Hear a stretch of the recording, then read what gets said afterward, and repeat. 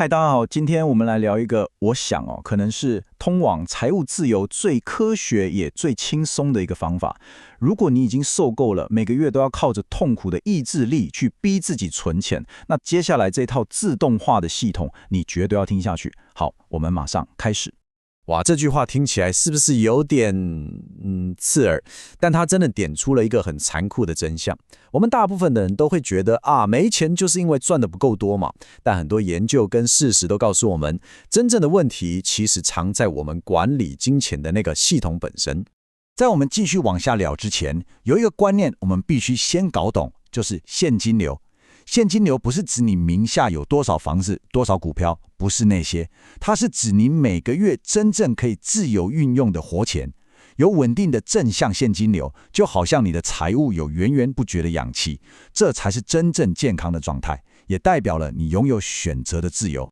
好，那接下来我们来面对一个我想很多人都超有感的痛点，就是每到月底看着那个空空的银行账户，心里那种焦虑感，你是不是也很熟悉？这背后到底是什么在搞鬼？你有没有常常这样想？没关系，等我下个月加薪了，一切就会变好。但结果呢？当你真的加薪了，过了几个月，你回头一看，奇怪，怎么还是一个月光族？那些多出来的钱就好像变魔术一样，咻，就这样不见了。其实这背后有一个你看不见的敌人，它叫做帕金森定律。这是一个很重要的科学原则，讲白话一点就是，你有多少资源，你就会下意识的把它全部用光。这跟你自制力好不好一点关系都没有，这是一种深植在我们基因里面的人性。你看这张图就完美的说明了帕金森定律是怎么运作的。左边，当你户头里的钱看起来很多的时候，你的大脑就像开了绿灯一样，多喝杯咖啡没差，订阅这个也还好啦。但是你看右边，当钱变少的时候，同一个大脑瞬间切换成省钱达人模式，开始想说，这个有必要吗？旧的东西能不能修一修再用？你发现了吗？关键从来就不是意志力，而是你让你的大脑看见了多少钱。所以说，重点来了，不要再跟自己的人性硬碰硬了。我们的意志力就像手机的电量，是会用完的。你把宝贵的意志力拿去对抗每天无数的消费诱惑，这根本就是一场注定会输的战争，不止痛苦，而且还完全没效果。那么既然对抗人性行不通，那该怎么办？答案其实简单到让你惊讶。我们不要去改变人性，我们来改变游戏规则。现在我们就来看看这套完全翻转传统理财思维的获利优先系统。这张图就是整个系统最核心、最关键的一个翻转。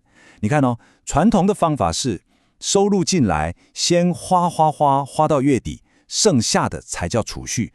那个储蓄基本上就是剩菜。但成功的公式完全相反，是收入进来，第一件事就是先把储蓄拿走，剩下的才是你能花的钱。记住，你才是为自己工作的人，你当然应该第一个领薪水啊。而且这背后是有心理学根据的哦。有一个东西叫做初始效应，简单来说就是你的大脑会自动把你第一件做的事情当成最重要的事情。所以当你把储蓄这个动作放在第一位的时候，你等于是在跟你的大脑下指令说，嘿，获利才是这场游戏最重要的目标。好了，理论我们都懂了，接下来就是最刺激的动手做的部分。我们要来亲手打造一台会自动帮你变有钱的机器，而且真的比你想象的要简单很多。整个系统的核心就是这3个步骤，你只要记住2个关键字，一个是自动化，另一个是隔离。我们要做的就是让钱在我们还没机会乱花之前，就自动流到该去的地方，把你日常要花的钱跟你未来的财富彻底的分开来。刚刚说的多个账户分工要非常清楚，你可以想象所有的收入都先进到一个收入中转站，就像一个物流中心一样，然后薪水一进来，系统就立刻自动把钱转到储蓄跟投资账户，最后只会有一笔固定比例的钱流到你唯一可以动用的日常支出账户。这样一来，你就从源头釜底抽薪的把金流给控制住了。这个方法有一个很酷的名字，叫做创造人为稀缺。你可以让自己日常能花的钱变少，听起来好像很痛苦，但其实不是。你这是在反过来很聪明的去利用我们刚刚讲的帕金森定律。因为当你让大脑觉得资源有限的时候，它反而会被迫变得更有创意、更有效率。那比例要怎么分呢？这里有一个很实际的参考起点，你可以从这边开始。当然，你可以根据自己的状况去微调，但重点是，薪水一进来，系统就自动帮你分好了，你完全不需要用到任何一丁点的意志力，系统就强制帮你把钱存下来，拿去投资了。当你把这一切都设定好之后，真的很神奇的事情就会发生。你再也不用每天烦恼说，我今天该不该花这个钱，我要存多少才够，因为系统已经在背后默默的、自动的为你的未来打拼了。所以，请一定要记住这个最重要的观念：我们追求的不是要变成一个自制力超强的苦行僧，那太痛苦了。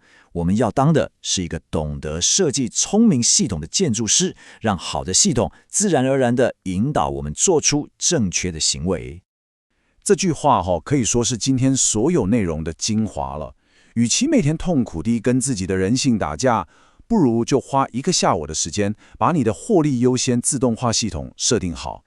一旦你完成了，它就可以为你服务好几年，甚至一辈子。最后，我想留一个问题给大家回去好好想一想啊。不管你知不知道，其实你现在就已经有一套理财系统在运作了。那现在请你想一想，你这套系统到底是设计来让你优先获利，还是让那些信用卡公司、电商平台、各种商家优先获利呢？这个答案真的会决定你的未来。